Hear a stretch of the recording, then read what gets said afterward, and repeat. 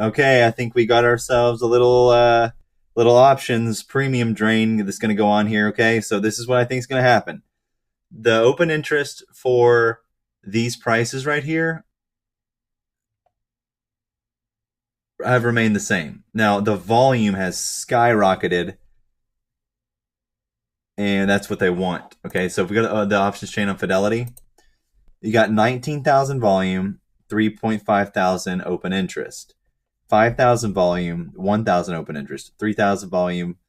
I'm sorry, 1,000 volume, 3,000 open interest, and then really, you know, the most resistance right here at 35.04.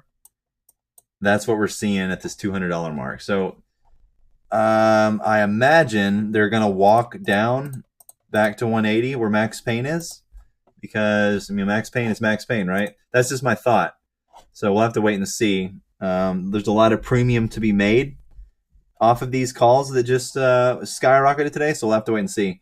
So I think that's what's going to happen. So we'll have to wait and see.